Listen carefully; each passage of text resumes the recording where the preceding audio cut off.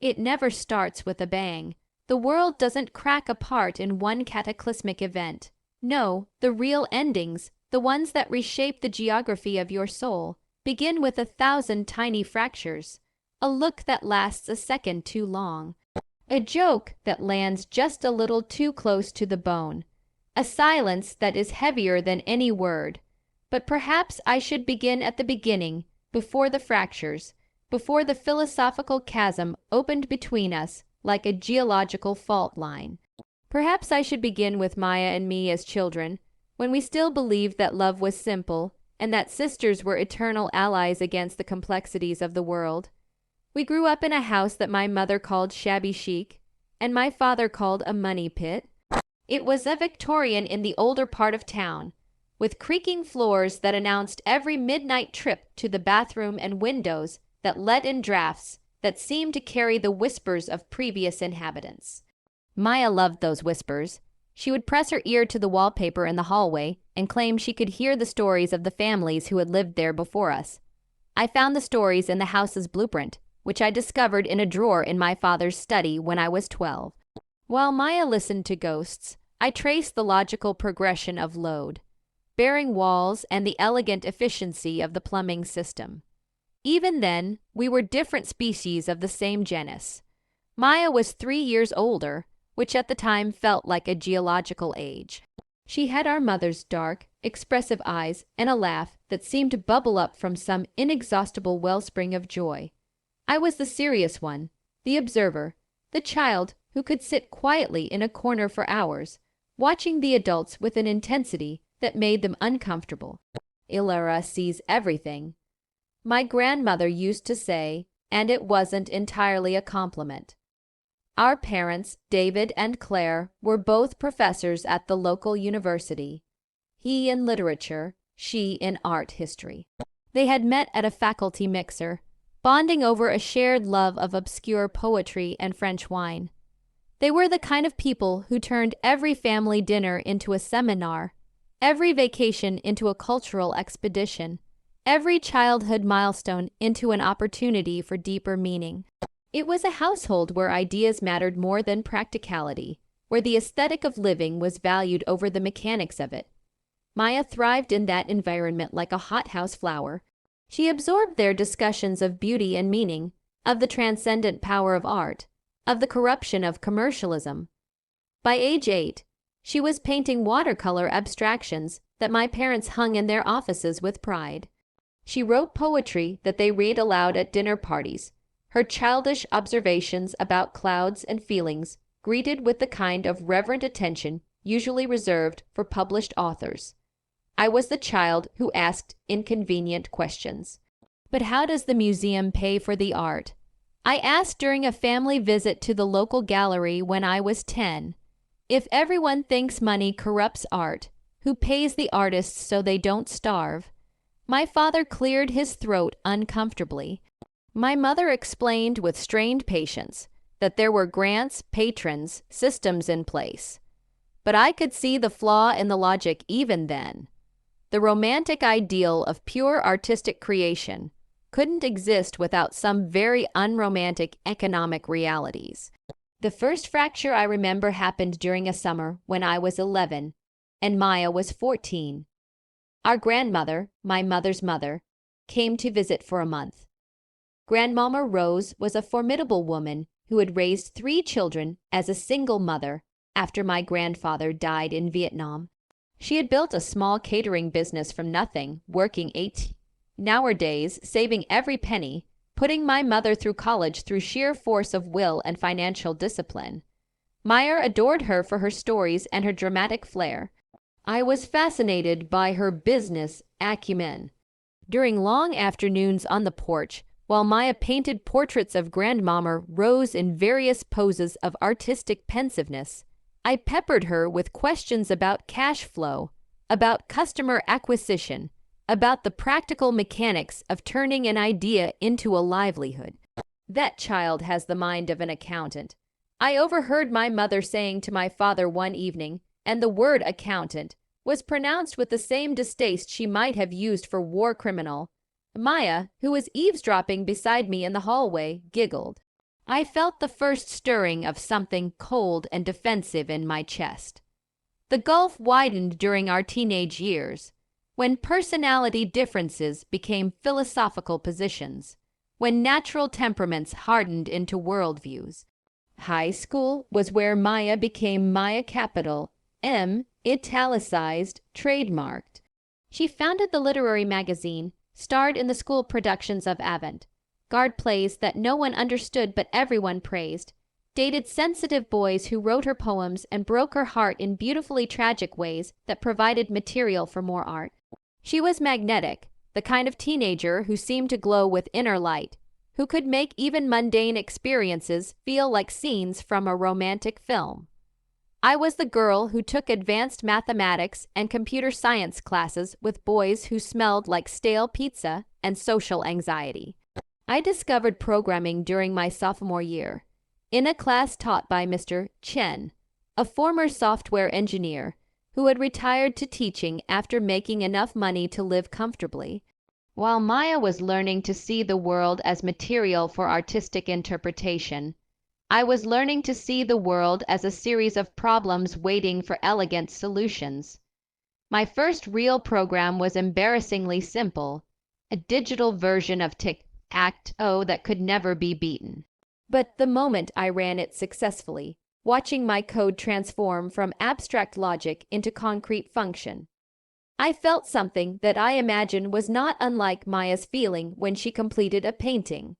It was creation, but of a different kind. It was beauty, but of a different order.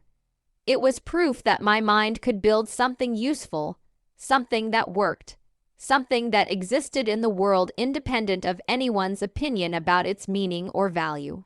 I tried to show it to Maya once.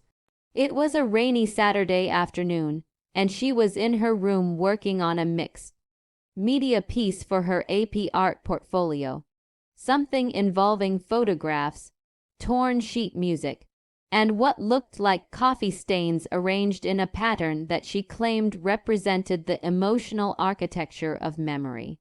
I knocked on her door, laptop in hand, excited to share my creation. "Look," I said, setting the computer on her desk between a jar of paintbrushes and a stack of poetry books. "I built this game. Watch. No matter what you do, you can't beat it. It always knows the optimal move." She glanced at the screen with polite disinterest. "That's nice, Elle," she said, using the childhood nickname that felt increasingly patronizing coming from her. "But why would you want to build something that can't lose? Where's the drama? Where's the possibility for surprise?" "That's not the point," I said, frustration creeping into my voice. "The point is the elegance of the logic. The point is that it works perfectly, every time, according to the rules I created." She turned back to her art project, adding another coffee stain with deliberate artistry. "I guess I just don't understand the appeal of perfect predictability," she said. "Life is beautiful because it's messy and surprising. Art is beautiful because it's open to interpretation. Your game is, well, it's just a machine doing what it's programmed to do." I closed the laptop, feeling dismissed and misunderstood, but her words stayed with me, burrowing into my consciousness like a splinter. Just a machine doing what it's programmed to do. Was that how she saw my mind? My interests? My emerging sense of who I was becoming? Our parents tried, in their academic way, to bridge our differences. They organized family discussions about the relationship between art and technology, assigned us books about the intersection of creativity and logic, arranged visits to museums that featured interactive digital installations. But their efforts felt forced and artificial, like trying to create harmony by insisting that the violin and the drums were really playing the same song. The truth was, they understood Maya instinctively and me by translation. When Maya talked about the emotional impact of a photograph or the way light fell across a canvas, our parents nodded with immediate comprehension. When I talked about the elegant efficiency of an algorithm or the beauty of a well-designed database structure, they listened with the polite attention of people trying to understand a foreign language.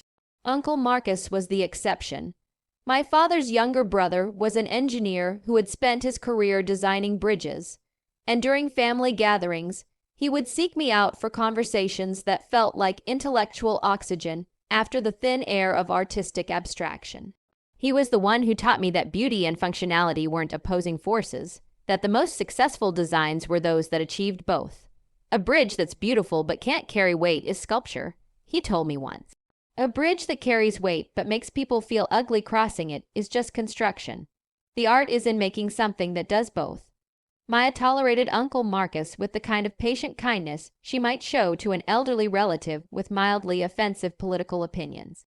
But I saw her expression during his explanations of structural engineering, the polite mask barely concealing her boredom and disdain. In her world, his practical concerns were symptoms of a soul that had been corrupted by materialist thinking. In my emerging world, her dismissal was evidence of a mind that couldn't grasp the beauty of function. Maya went to a small liberal arts college known for its creative writing program and its commitment to fostering whole human beings. I went to MIT, where human beings were assumed to be whole enough already, and the focus was on making them useful. The physical distance between our schools was only 100 miles, but the philosophical distance might as well have been measured in light years.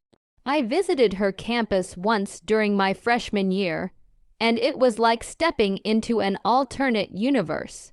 Students sat in circles on the grass, reading poetry aloud and discussing the meaning of meaning. The coffee shop featured handwritten signs about fair trade and social justice, and the bookstore sold more crystals than textbooks. Maya showed me around with proprietary pride, introducing me to friends who hugged me before learning my name and spoke in breathless enthusiasms about authenticity and consciousness. Raising, isn't it wonderful? Maya asked as we sat in the campus cafe, surrounded by the murmur of earnest conversations about art and identity. Everyone here is so real, so committed to making the world more beautiful. I looked around at the students with their carefully curated vintage clothing and their deliberately imperfect artisanal coffee cups, and I wondered what reality they were referring to. It seemed to me like an elaborate performance of authenticity, a kind of theater where everyone agreed to pretend that their economic privilege didn't exist, that their parents' tuition checks were irrelevant to their ability to pursue pure artistic expression. But I didn't say that. Instead, I nodded and made appropriate sounds of appreciation, filing away my observations for later analysis. Maya never visited my campus. She claimed she was too busy, too committed to her art projects and her causes. But I suspected the real reason was that MIT would have challenged her world, directly. It was a place where ideas had to prove themselves through results, where beauty was measured by efficiency, where the most celebrated minds were those that could solve actual problems rather than simply describe them poetically. I thrived there.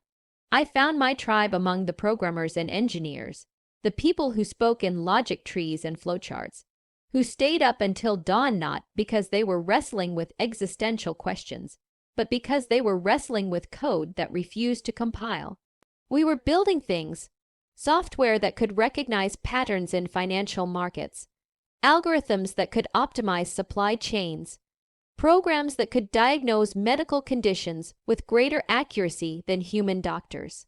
We were changing the world, one elegant solution at a time, and the world was paying attention. The tech industry was exploding, creating new fortunes and new possibilities every quarter. The nerds were inheriting the earth, and I was right in the middle of it, drinking from the fire hose of innovation and possibility. My first real success came during junior year. I developed a machine learning algorithm that could predict student performance based on early behavioral indicators, which assignments they struggled with, how long they spent on different types of problems, the patterns in their wrong answers that revealed underlying conceptual gaps. It was designed to help educational software adapt to individual learning styles, providing personalized support before students fell behind. The algorithm worked.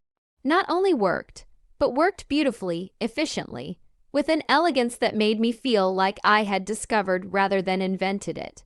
I published a paper about it, won a Student Innovation Award, and was approached by 3 different companies interested in licensing the technology. I called Maya to share the news, expecting what? Celebration, pride, some acknowledgement that her little sister had accomplished something significant. "That's great, Elle," she said, but her voice carried that particular quality of polite disengagement that I was learning to recognize. Though I have to admit, the idea of machines analyzing children's minds is a little unsettling. Don't you worry about reducing human learning today. A points. I felt the familiar frustration rising in my chest. "It's not reducing anything," I said. "It's revealing patterns that can help kids learn more effectively. It's using technology to solve actual educational problems." "I suppose," she said. "I just think there's something lost when you try to quantify everything. Learning is such a personal, creative process. It seems cold to turn it into an algorithm." There it was again, cold, the word she used whenever my interests intersected with her worldview. As if warmth and logic were mutually exclusive. As if caring about effectiveness meant not caring about people. After I hung up, I sat in my dorm room staring at the screen full of code that represented months of careful thought and elegant problem solving. The algorithm that had felt like a beautiful symphony of logic now felt, in Maya's framing, like a soulless machine grinding up children's minds into data. But then I thought about the beta testers, real students whose grades had improved, whose confidence had grown, whose learning had accelerated because the software could identify and address their individual needs faster than any human teacher handling 30 students per class.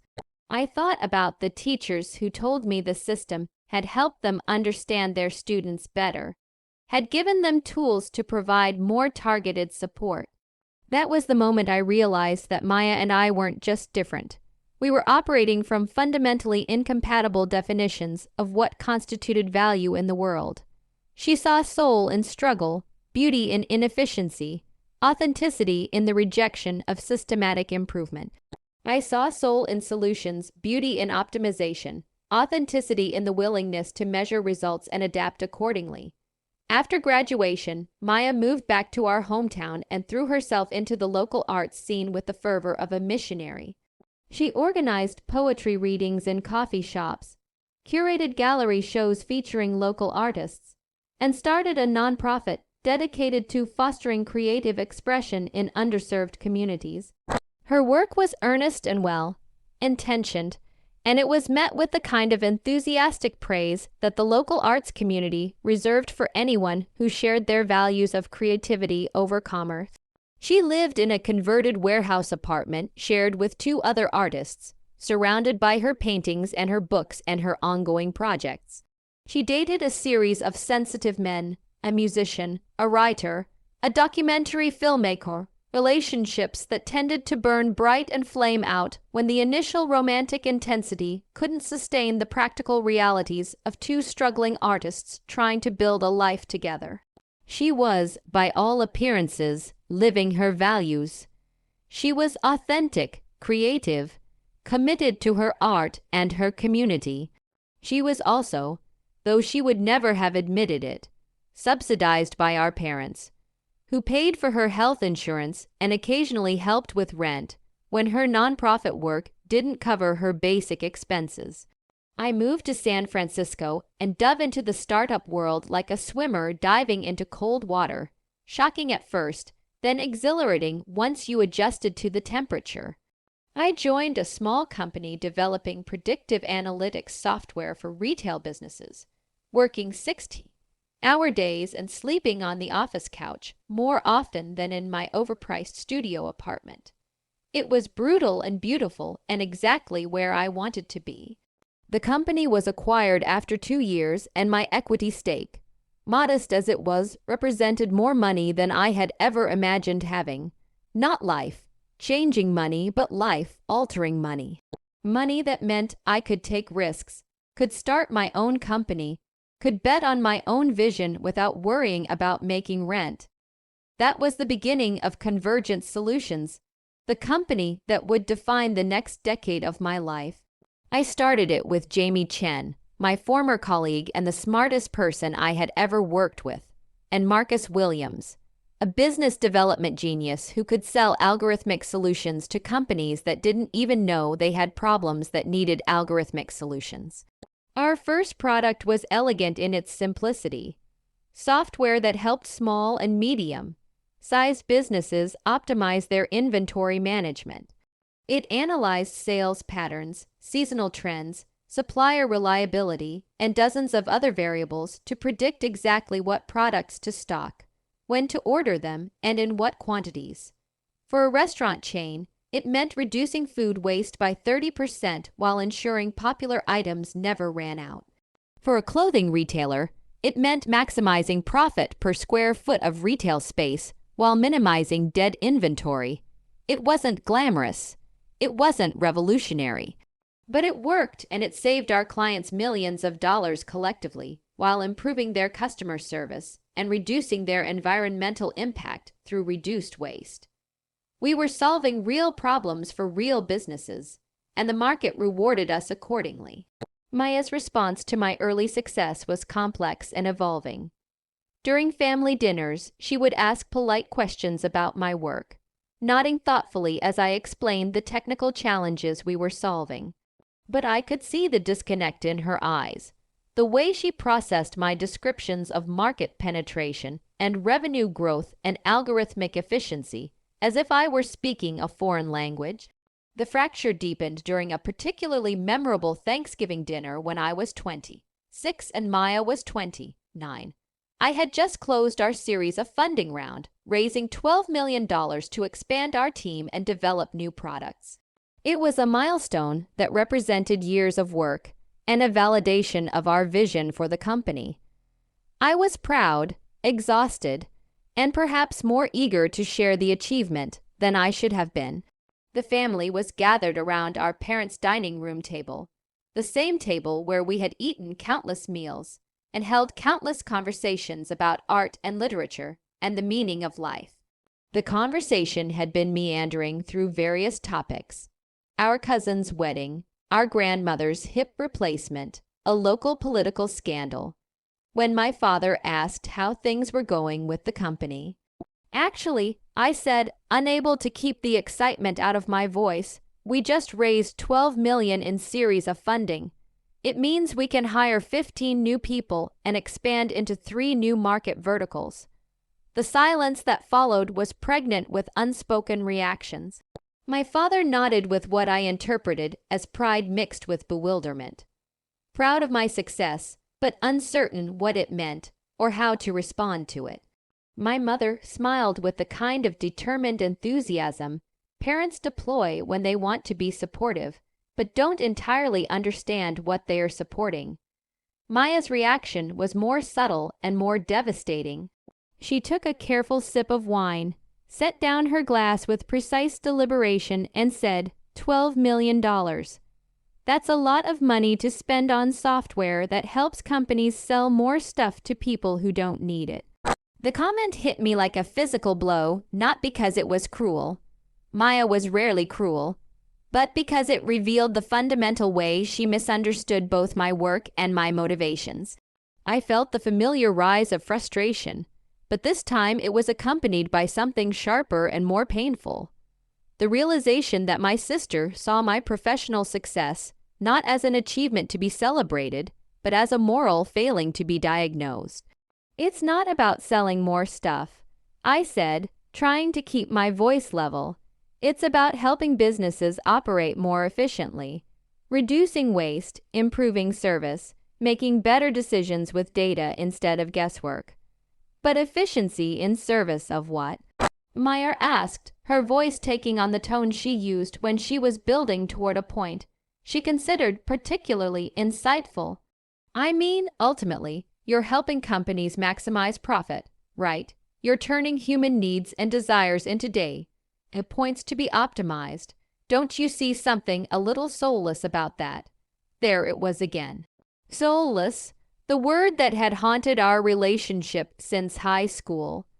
The accusation that had followed me from my teenage programming projects to my professional achievements. In Maya's moral universe, anything that could be measured was suspect. Anything that generated profit was corrupted. Anything that prioritized efficiency over emotion was evidence of a diminished humanity. What's soulless, I said, my control beginning to slip, is watching small business owners struggle with problems that have solutions, just because those solutions happen to be technological.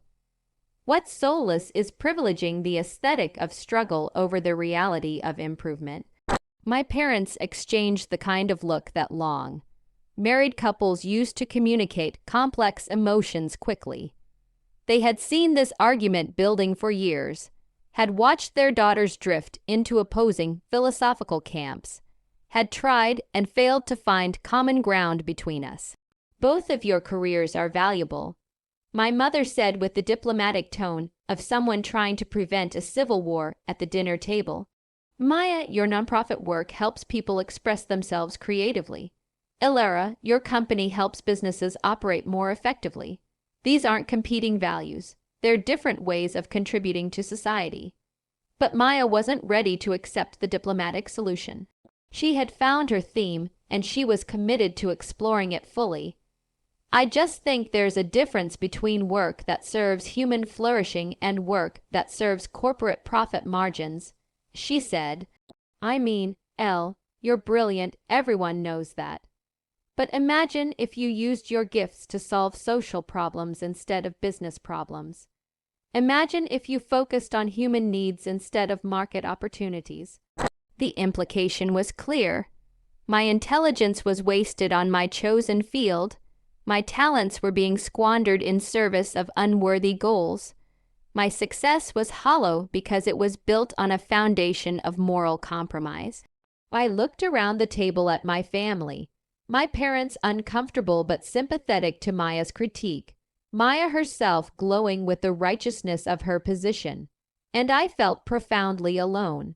They saw my work as I imagined they might see weapons manufacturing. Technically impressive but morally questionable, profitable but ultimately destructive to the human spirit. What they couldn't see, what Maya refused to acknowledge, was that behind every optimization algorithm was a small business owner who could now afford to hire an additional employee. A restaurant that could reduce food waste and donate the savings to charity. A retailer that could offer better prices to customers while maintaining sustainable profit margins. They couldn't see the human faces behind the data points, the real lives improved by the soulless efficiency they dismissed. That dinner marked the beginning of our Cold War period, the years when Maya and I maintained the appearance of sisterly affection while conducting a subtle, ongoing philosophical battle that poisoned every family gathering and complicated every conversation. For me, the first fracture appeared at a family dinner, the air thick with the smell of roasted chicken and unspoken expectations. But for Maya, I suspect the fracture came earlier, during one of those family gatherings where I had unwittingly claimed too much conversational space with talk of algorithms and market opportunities, leaving little room for discussion of her latest art project or community initiative. Maya's dream of opening a cafe had been percolating for years, fed by her romantic vision of a space that would combine her love of literature, her appreciation for artisanal craftsmanship, and her desire to create a community hub for creative souls. She envisioned it as part coffee shop, part bookstore, part informal gallery, part performance space, a kind of cultural oasis in our increasingly commercialized hometown. The Gilded Page was conceived as more than a business. It was intended as a statement of values, a physical manifestation of Maya's belief that beauty and community and authentic human connection were worth more than efficiency and profit maximization. She spent months developing the concept, sketching floor plans, researching coffee suppliers, building relationships with local artists and writers who would provide the cultural programming that would distinguish her cafe from the corporate chains. The space she found was perfect for her vision, a former bookstore in the historic district with original hardwood floors, exposed brick walls, and large windows that let in the kind of golden afternoon light that made everything look like it was being photographed for a lifestyle magazine. It was also, from a purely business perspective, deeply problematic. The rent was high, the space needed extensive renovation, and the location, while charming, was not exactly a high-traffic area for casual coffee customers. But Maya was in love with the place, and with her vision of what it could become. She could see the mismatched vintage armchairs arranged in conversational clusters, the walls lined with both books and rotating art exhibitions, the small stage where local musicians and poets would perform intimate sets for appreciative audiences. She could envision the community that would gather their artists and writers and thoughtful people who valued substance over style, depth over speed, connection over convenience. The business plan, such as it was, relied heavily on optimism and faith in the basic goodness of human nature. Maya believed that if she created something beautiful and authentic, people would support it. If she offered fair trade coffee and locally sourced pastries in an environment that nurtured creativity and conversation, customers would choose her cafe over the more convenient but soulless alternatives. If she provided a platform for local artists and writers, they would bring their friends and family, creating a self-sustaining cultural ecosystem. She was not entirely wrong. When the Gilded Page opened, it was met with tremendous enthusiasm from the local arts community. The opening night drew a crowd of poets and painters, musicians and theater people, professors from the local college, and various other members of what might generously be called the cultural elite of our small city. They loved the space, praised Maya's vision, and promised to make the cafe a regular part of their lives. For the first few months, it seemed like the dream might actually work. The morning regulars included several professors who graded papers at the corner table, a novelist who worked on his laptop by the window, and a book club that met every other Thursday. The evening events, poetry readings, acoustic music performances, art openings, drew modest but enthusiastic crowds who lingered over wine and expensive coffee, discussing literature and politics and the state of the world. Maya was radiant during this period, glowing with the satisfaction of having created something that aligned perfectly with her values. She knew her customers by name, remembered their preferred drinks, asked about their writing projects and art exhibitions. She curated the book selection with care, choosing titles that reflected her commitment to diverse voices and challenging ideas.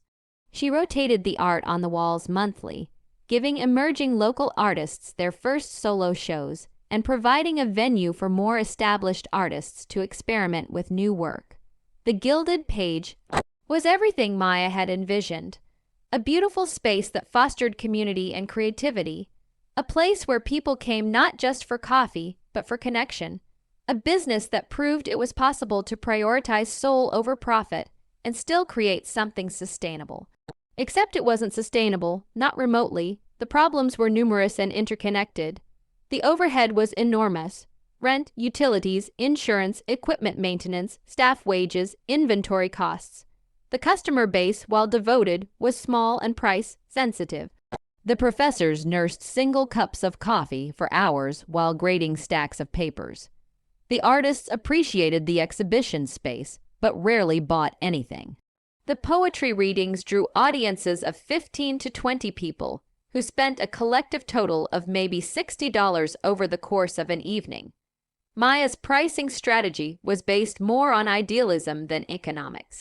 She paid premium prices for fare, trade coffee, and locally sourced food, but she was reluctant to pass those costs on to customers who she knew were often struggling financially themselves. She refused to compromise on quality.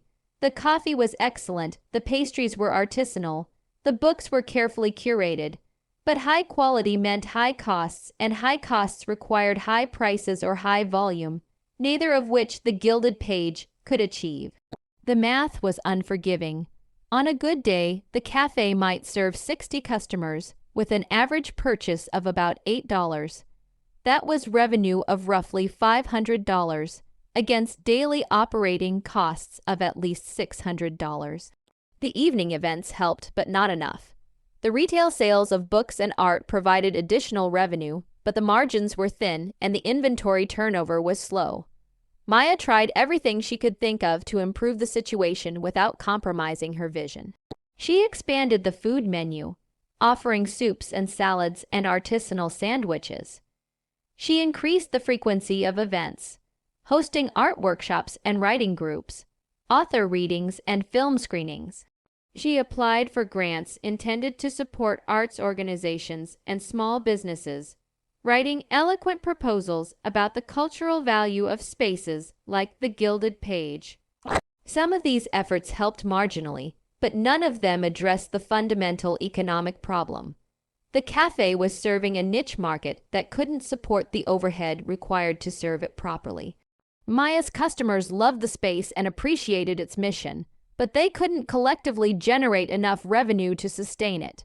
By the end of the second year, Maya was borrowing money to cover operating expenses. She took out a small business loan, using her personal credit and the cafe's assets as collateral. She asked our parents for help, which they provided quietly and with the kind of worried discretion that signaled their own doubts about the cafe's viability. She picked up freelance graphic design work, staying up late after closing the cafe to work on projects that provided additional income but left her exhausted and stressed. The irony was that the financial pressure began to undermine the very things that made the Gilded Page special. Maya became less present with customers, more distracted during conversations, more focused on the cash register than on the community she had intended to build. The stress showed in her face, her posture, her increasingly strained interactions with staff and suppliers. The joyful idealism that had fueled the cafe's creation was being slowly consumed by the relentless anxiety of trying to keep it alive. During this period, Maya rarely talked about the cafe's struggles with the family. She maintained the public narrative that the business was successful, that she was living her dream, that she had proven it was possible to build something beautiful and authentic in a world increasingly dominated by corporate chains and commercial considerations. Her social media posts showed perfectly plated pastries and artfully arranged book displays, inspiring quotes about following your passion and creating community. But I could see the truth in the tightness around her eyes, the way she avoided direct questions about how the business was doing, the fact that she had stopped talking about expansion plans and new initiatives. I could see it in our parents' worried glances when Maya's name came up, in the way they changed the subject when I asked how the cafe was performing. And I could see it in the numbers because, unlike Maya, I couldn't help but run the calculations every time I visited the Gilded Page. I counted the customers, estimated the average transaction size, calculated the likely daily revenue against the obvious daily costs. The math was depressingly clear. The cafe was dying slowly, bleeding money at a rate that would inevitably lead to either closure or bankruptcy. Maya's romantic vision of community and creativity and authentic values was being destroyed by her unwillingness to acknowledge the practical realities that those values required for their expression. She had created something beautiful and meaningful and unsustainable, and her ideological commitment to rejecting commercial considerations was ensuring its destruction, while Maya was pouring her heart and her savings into the Gilded Page. I was building convergent solutions into something that neither of us had anticipated it could become. What had started as a modest 3-person startup focused on inventory optimization had evolved into a comprehensive analytics platform serving hundreds of clients across dozens of industries. The growth was organic but relentless, driven by the simple fact that our software worked.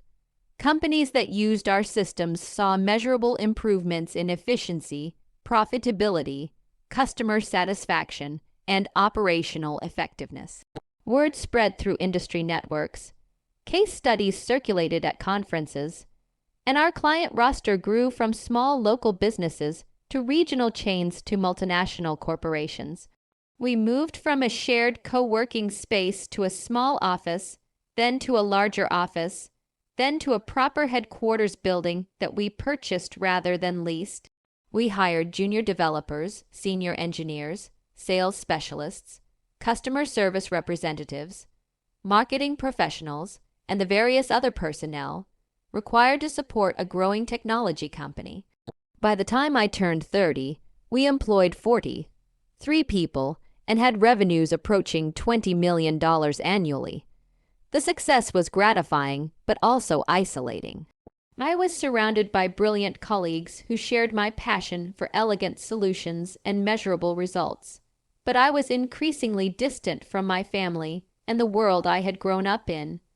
Maya's Cafe represented everything I had learned to see as inefficient and unsustainable. My company represented everything she had learned to see as soulless and corrupted by commercial considerations. Jamie Chen, my co-founder and closest friend at the company, was one of the few people who understood both the technical challenges we were solving and the personal costs of solving them. She had grown up in a family of artists. Her mother was a sculptor, her father was a jazz musician, and had faced similar questions about whether her career in technology represented a betrayal of more authentic creative values. "The thing is," she said during one of our late-night planning sessions, "we're solving problems that actually exist. Maya's creating beautiful experiences for people who already have access to beautiful experiences. We're helping small business owners who are struggling to survive, logistics coordinators who are trying to reduce waste, managers who are trying to serve customers better with limited resources. That seems more socially valuable to me than providing another venue for poetry readings." I agreed, but I also recognized the self-serving nature of our rationalization. Of course, we thought our work was more valuable than Maya's. It was our work. It was paying our salaries. It was the foundation of our professional identities. But the objective measures supported our conclusion. Our software was being used by businesses that employed thousands of people, served millions of customers, and contributed billions of dollars to the economy. Maya's Cafe served perhaps 50 people per day and had created 2 part-time jobs. The scale difference was so vast as to make comparison almost meaningless, but I couldn't help making the comparison anyway.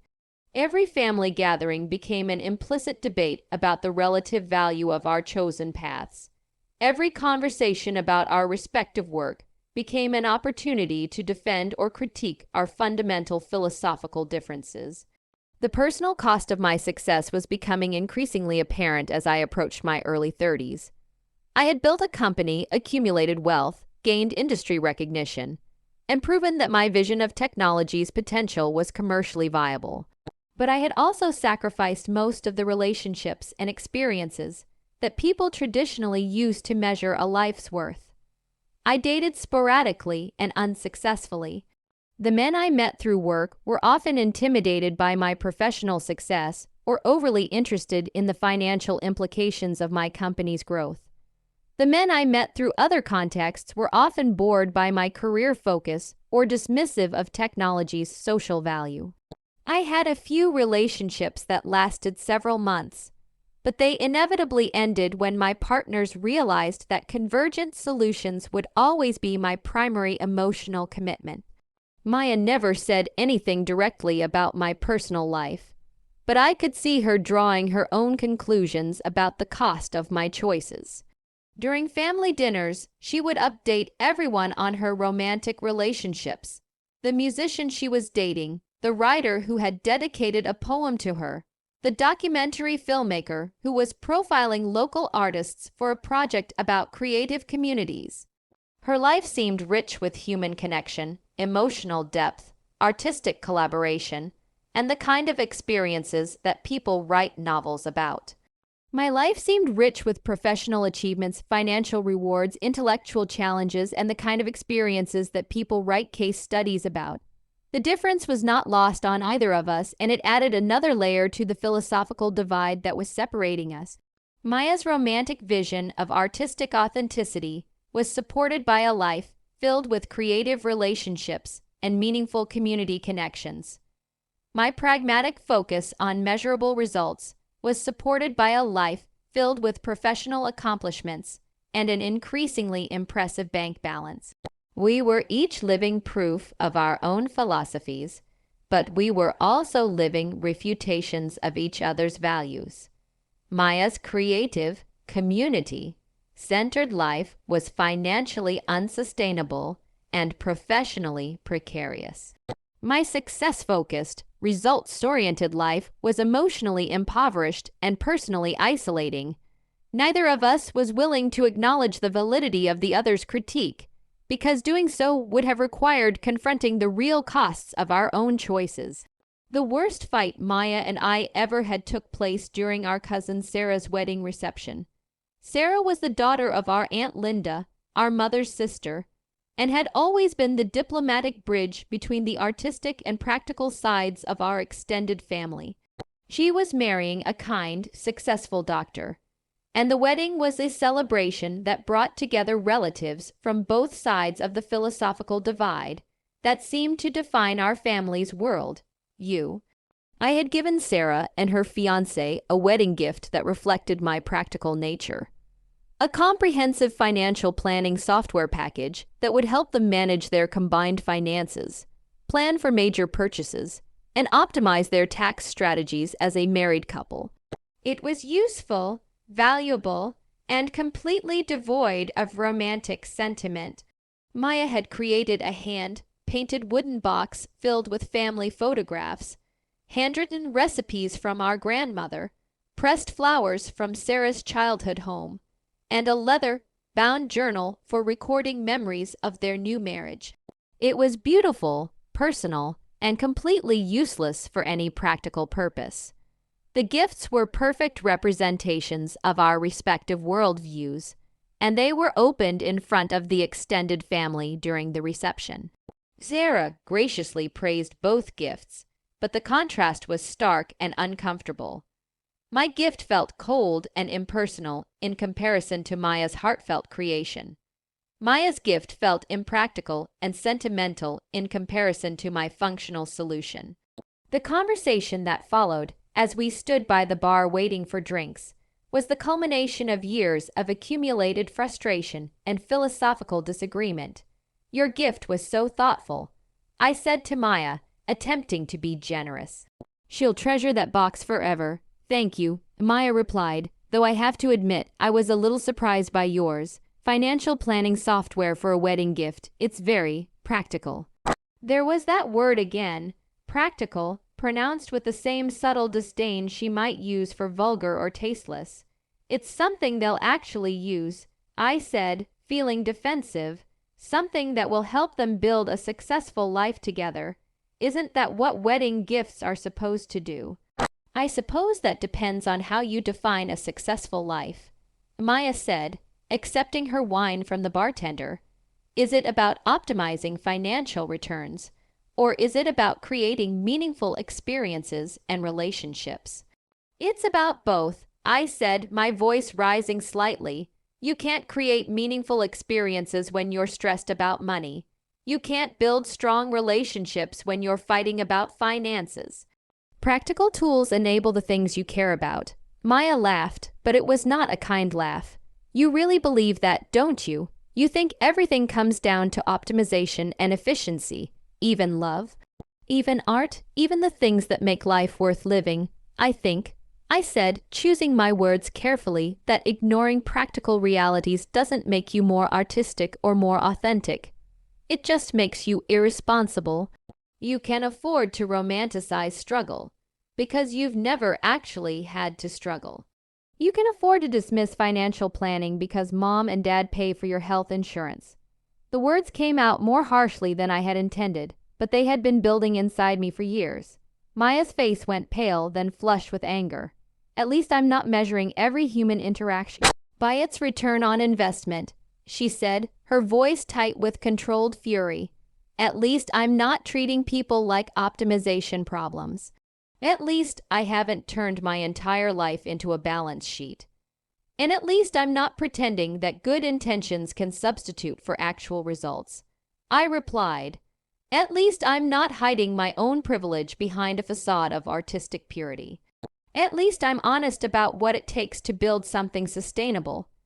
We were speaking in the kind of measured, low tones that people use when they're trying not to cause a scene at family gatherings, but the emotional intensity was unmistakable. Other relatives were beginning to notice, glancing over with concern, clearly wondering if they should intervene. You know what, Elara, Maya said, setting down her wine glass with deliberate precision. I feel sorry for you. I really do. You've built this successful company and made all this money, and you think that proves you're right about everything.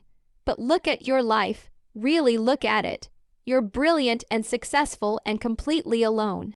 You've optimized away every relationship, every experience that can't be measured and monetized. You're living proof that my world, you is correct. Your way of thinking leads to professional success and personal emptiness. The accusation hit me like a physical blow, not because it was unfair, but because it contained enough truth to be devastating. I was alone. My romantic relationships had failed. My friendships were mostly professional. My life outside of work was sparse and sterile. I had achieved everything I had set out to achieve, and I was, by most measures that mattered to Maya's worldview, a hollow success.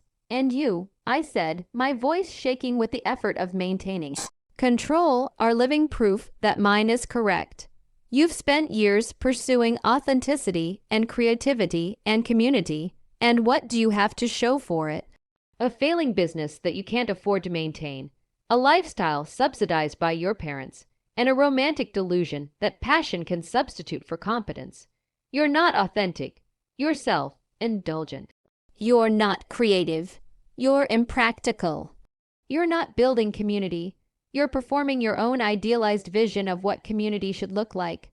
Maya stared at me for a long moment, her eyes bright with tears that she was too proud to let fall.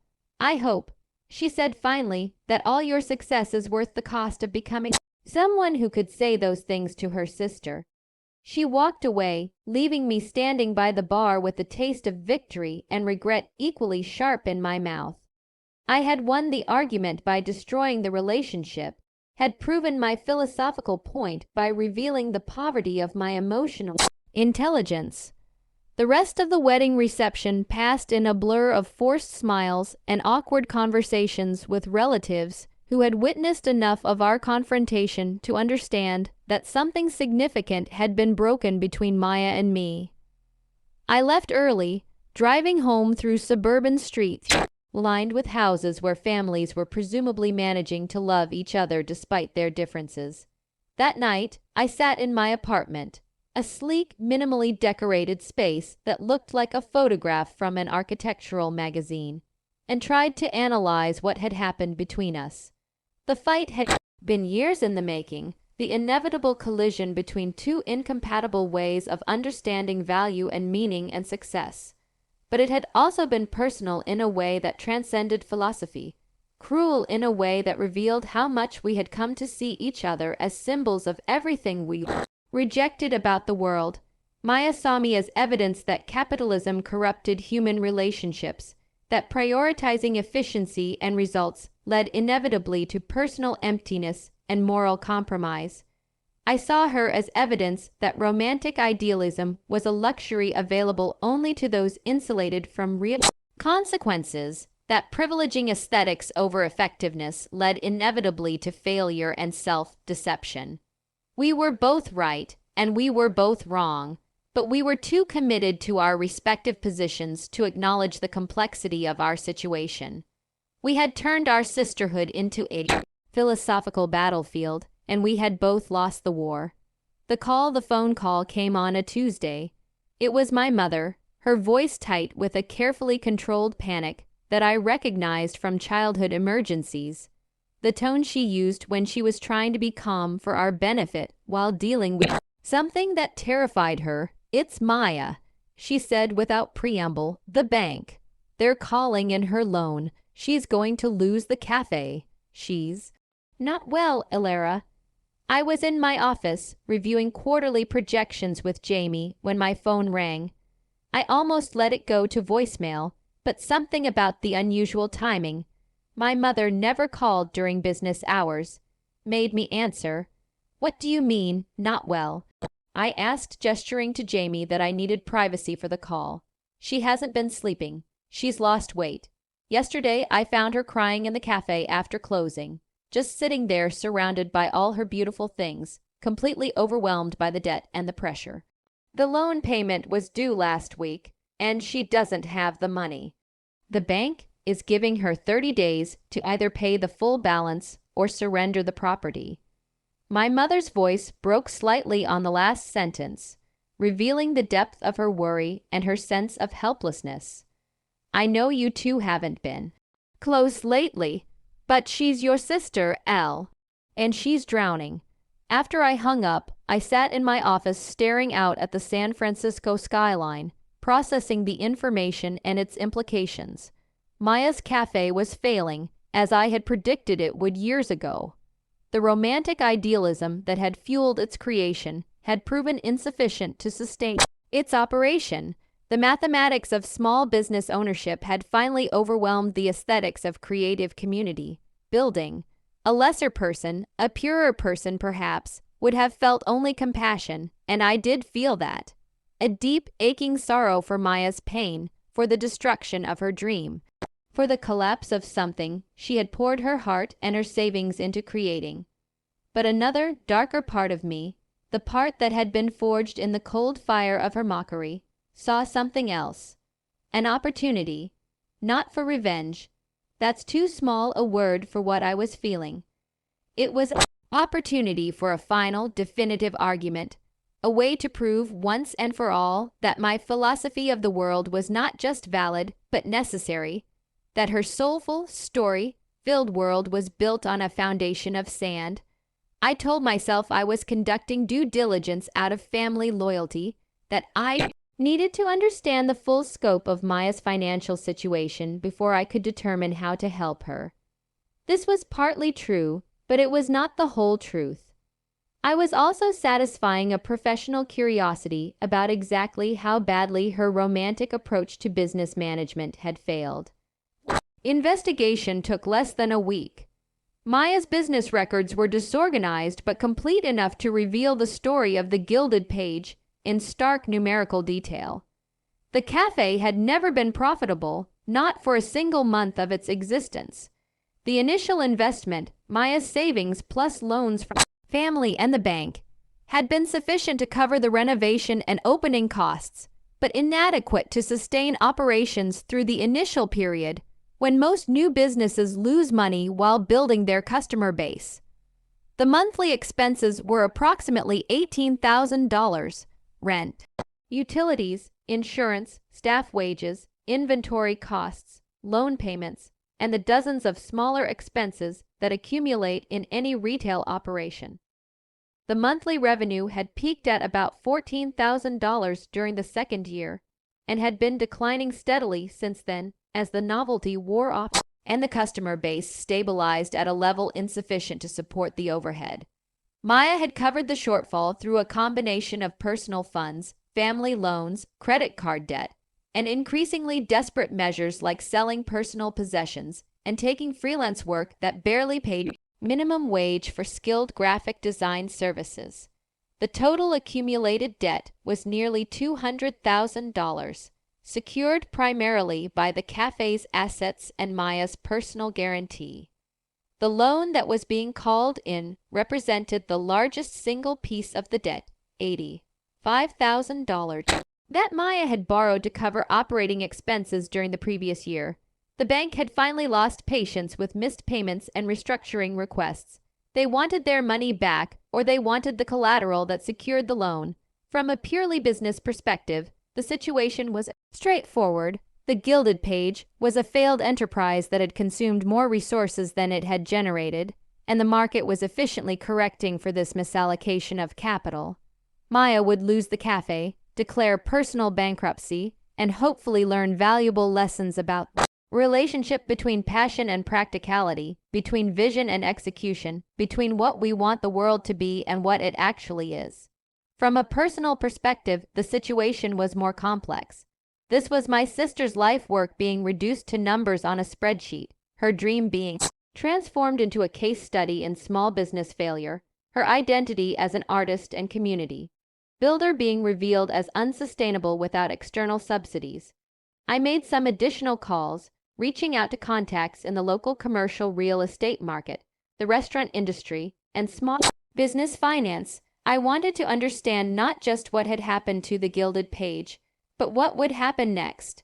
The building would likely be sold to a developer who would convert it into something more profitable, probably a chain restaurant or a boutique retail space targeting tourists rather than locals. The carefully curated book collection would be sold in bulk to a used book dealer. The art on the walls would be returned to the artists who had created it. The vintage furniture and decorative elements that Maya had chosen so carefully would be auctioned off to whoever could find it use for mismatched armchairs and artisanal coffee equipment. In 6 months, there would be no trace of the Gilded Page, except in the memories of the few dozen people who had regularly attended poetry readings and art openings in a converted bookstore that briefly served excellent coffee to people who couldn't afford to support it adequately. That was when I made the decision that would define the next chapter of my relationship with Maya and my understanding of my own moral character. I structured the offer carefully, using a shell company that I created specifically for the transaction. Meridian Holdings LLC existed only on paper and in the legal documents that established it as a legitimate business entity with sufficient capital to acquire distressed retail properties. There was nothing illegal or even particularly unusual about the arrangement.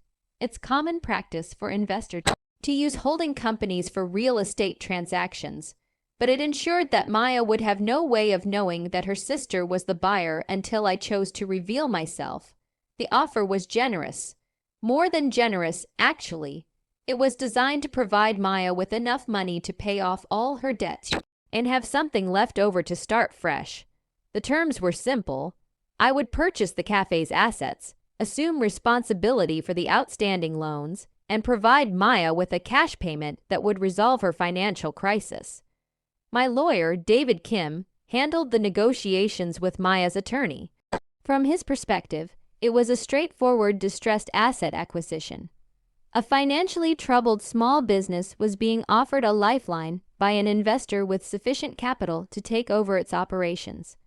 The seller would avoid bankruptcy, the lender would recover their money, and the buyer would acquire a potentially valuable property at a reasonable price. David had no reason to question my motivations or to probe too deeply into the personal circumstances behind the transaction. I told him I was diversifying my investment portfolio by acquiring retail properties in emerging markets, and he accepted this explanation as consistent with the investment strategy of a successful technology entrepreneur looking to deploy capital in different sectors. The due diligence process took 3 weeks. My team of accountants and analysts reviewed every aspect of the Gilded Page operations, from the lease agreement to the inventory management to the customer demographics. They produced a comprehensive report that confirmed what I already knew. The cafe was a beautiful, well-intentioned, financially unsustainable business that could not be saved without fundamental changes to its operating model. Maya cooperated with the due diligence process, providing access to her records and answering questions about the cafe's operations. I heard about these interactions secondhand through David's updates on the progress of the acquisition. Maya was described as professional but strained, clearly hoping that the sale would provide a solution to her financial problems, but worried about what would happen to her vision for the space. She asked repeatedly about the buyer's plans for the cafe. Would they maintain its character as a community cultural center? Would they continue to support local artists and writers? Would they preserve the carefully curated atmosphere that made the Gilded Page special?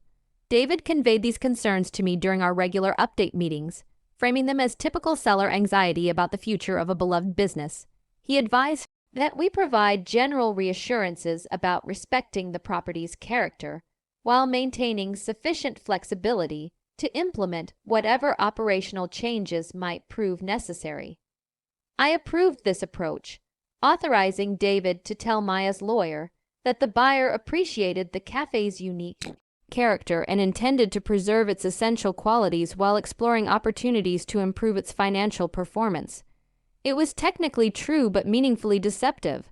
I did appreciate what Maya had created, and I did intend to preserve what was valuable about it, but my definition of valuable and hers were likely to prove very different. The closing was scheduled for the first week of December. Maya would sign the papers transferring ownership of the Gilded Page to Meridian Holdings, receive a check that would resolve her financial crisis, and presumably move on to whatever came next in her life. I would become the owner of my sister's failed dream, with the power to transform it into whatever I decided it should become. I told myself I was rescuing her, saving her from bankruptcy and financial ruin, providing her with the resources to start over with whatever new project captured her imagination. This was partly true, but it was not the whole truth. I was also claiming her failure as my victory, proving that my approach to building sustainable enterprises was superior to her approach of prioritizing authenticity over viability. The night before the closing, I drove to the Gilded Page and parked across the street, watching Maya through the window as she worked alone in the cafe after hours. She was doing inventory, probably for the last time, counting the remaining books and coffee beans and supplies that would be transferred to the new owner. Following day, she looked smaller than I remembered, diminished by the stress and exhaustion of trying to keep her dream alive through sheer force of will. But she also looked determined, focused on completing her final responsibilities as the owner of the cafe with the same attention to detail that she had brought to every aspect of its operation. Watching her, I felt a complex mixture of emotions that I couldn't easily untangle. Pride in my ability to solve her financial problems, satisfaction at being proved right about the unsustainability of her approach, guilt about the deception I had used to acquire her business, sorrow for the loss of the relationship we had once shared, anticipation of her reaction when she discovered what I had done. I sat in my car for over an hour, trying to convince myself that what I was about to do was an act of family loyalty rather than an exercise in philosophical supremacy. But I knew, even then, that my motivations were more complicated and less noble than I wanted to admit. I chose the boardroom of my company for the closing meeting for a reason. I wanted Maya to see my world in its full, imposing reality. The glass, the steel, the silent, efficient hum of power. The floor-to-ceiling windows offered a panoramic view of the San Francisco Bay. The conference table was polished to a mirror shine, and the walls were lined with awards and recognition that Convergent Solutions had received for innovation and growth. It was a space designed to impress clients and investors, to convey competence and success, and the kind of institutional gravitas that encourages people to trust you with their money and their business problems. It was the physical embodiment of everything I had built through years of careful planning and systematic execution. Maya arrived with her lawyer, a kind older man who specialized in small business transactions and had been trying for weeks to ensure that his client understood the implications of the sale she was agreeing to. She was wearing a flowing bohemian dress, a splash of defiant color in the monochrome room. Her hair was pulled back in the kind of deliberately imperfect style that suggested artistic sensibility rather than corporate conformity. She looked around the boardroom with barely concealed skepticism, taking in the expensive furniture and the technology and the general atmosphere of efficient professionalism. I could see her processing the environment, filing it away as evidence of the soulless corporate culture that she had spent her career defining herself against. David Kim conducted the meeting with the brisk efficiency that had made him one of most sought-after commercial lawyers in the city. He reviewed the key terms of the agreement, confirmed that both parties understood their respective obligations, and began the process of transferring the necessary documents for signature. Maya's lawyer asked a few clarifying questions about the transition process and the timeline for taking possession of the property. Maya herself was largely silent, signing documents as directed and looking like she was attending her own funeral rather than participating in a business transaction that would resolve her financial crisis. I had planned to let the meeting proceed normally, to allow Maya to complete the sale and leave the building before revealing my identity as the buyer. But watching her obvious distress, seeing the resignation and defeat in her posture, I found myself unable to maintain the deception any longer. "Maya," I said, speaking for the first time since the formal introductions, "there's something you need to know." She looked up from the document she was reviewing, her expression shifting from polite inattention to confusion. "What do you mean?" "Meridian Holdings," I said, gesturing toward the corporate logo on the documents spread across the conference table. "It's my company. I'm the buyer." The silence that followed was absolute. Even David Kim, who was accustomed to managing complicated business negotiations, seemed taken aback by the sudden revelation and its obvious emotional implications. Maya stared at me across the vast expanse of the polished table, and I saw the journey of her emotions in rapid succession. Confusion, dawning comprehension, and finally, a look of such profound, gut-wrenching betrayal that I almost called the whole thing off. "Illyra." She whispered, the word echoing in the sterile space. "Hello, Maya," I said, my voice calm, too calm. Her lawyer leaned over to whisper something in her ear, probably advising her that the legal aspects of the transaction remained unchanged regardless of the buyer's identity.